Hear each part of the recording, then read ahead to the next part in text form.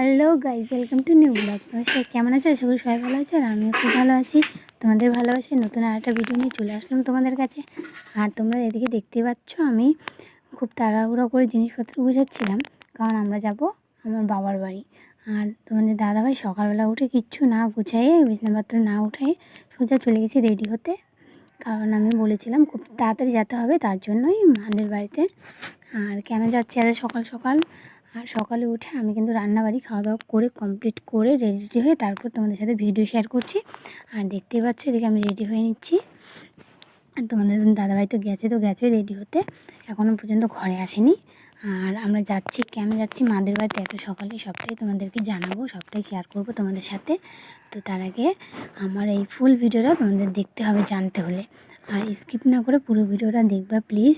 আর আমাকে বেশি বেশি করে সাপোর্ট করো, যাতে পরবর্তীকালে আমি আরও তোমাদের কাছে নতুন নতুন ভিডিও দিতে পারি। আর এদিকে দেখতেই পাচ্ছ আমি রেডি হয়ে আলতা পরে নিচ্ছিলাম। তো কেন আলতা পরছি? মাদের বাড়ি যাওয়ার জন্য, বিশেষ তো কোনো কারণ আছে। তো চলো সেই কারণটা কিসের জন্য আলতা পরছিলাম আর এত সকালে কেনই বা মাদের বাড়ি যাব, তো জানতে হলে দেখতে হলে পুরো ভিডিওটা দেখতে হবে। আর এদিকে আমি তাড়াহুড়োর জন্য কোনো মতন আলতা পরে নিয়েছি, কারণ ওখানে যাই টাইম পাবো কিনা জানি না। আর এদিকে দেখো তোমাদের দাদাভাই রেডি হয়ে এদিকে ঠাকুর কী বা করছিল, ঠাকুরটা মানে টোটোর মধ্যে নিবে। আর আমরা এই ঠাকুর নিয়ে কোথায় যাচ্ছি বলো তো? যাবো গঙ্গারামপুরে মাদের বাড়িতে। তো মাদের বাড়িতে ছিল পূজা, তার জন্য আমার শ্বশুরবাড়ি থেকে যাবে গঙ্গারামপুরে, মানে আমার মায়ের বাড়িতে ঠাকুর যাবে, কারণ আমার শ্বশুর ঠাকুর বানায় তার জন্য। তো তুমি দেখতে পাচ্ছ লক্ষ্মীনারায়ণ, তো কেমন হয়েছে কমেন্ট করে বলবে কিন্তু ঠাকুরগুলো। আর এদিকে দেখো মা, বাবা, তোমার দাদা ভাই, আর এদিকে আর একটা দাদা ভাই আছে আমার। তো ওরা সবাই মিলে প্রতিমাটাকে তুলছিল। তো চার পাঁচজন মিলেও তুলতে পারছিল না প্রতিমাটাকে, এতটাই ভারী ছিল।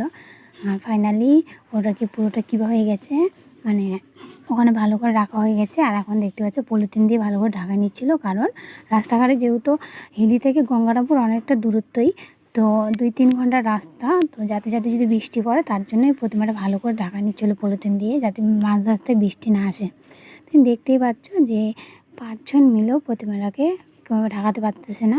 আর এদিকে যে আরেকটা চলে আসলো, ওটা আমার ভাই হবে, দেওর হবে, তার মানে বুঝতে পারছো। আর এদিকে দেখো ফাইনালি আমাদের রেডি হয়ে মা ওরা আগে চলে গেছে আমাদেরকে আগায় দিতে, আর আমি পিছনে পিছনে যাচ্ছি। আর তোমাদের দাদাভাই আরও কিছু জিনিস নিয়ে আসতেছে। তো ফাইনালি আমরা বেরোয় গেছি, তোমরা দেখতেই পাচ্ছ। আর সামনে আমরা শুধু লক্ষ্মীনারায়ণ নিয়ে যাচ্ছি না, কিন্তু তার সাথে আছে বজরংবলী, যাকে আমি দাদা বলে মানি। তো ফাইনালি আমরা বেরোয় গেছি। জানি না এত বড় প্রতিমা নিয়ে কীভাবে যাব এত দূর। তো দেখতে থাকো পুরো ভিডিওটা। আর পুরো ভিডিওটা এখন দিতে পারছি না এখানে, তো নেক্সট 2 পার্টটা আসবে এরপরে। তো এই ভিডিও যদি আমার ভালো লেগে থাকে তাহলে বেশি বেশি করে আমাকে সাপোর্ট করো। আর নেক্সট ভিডিও দেখতে আমার ইউটিউব চ্যানেলটা সাবস্ক্রাইব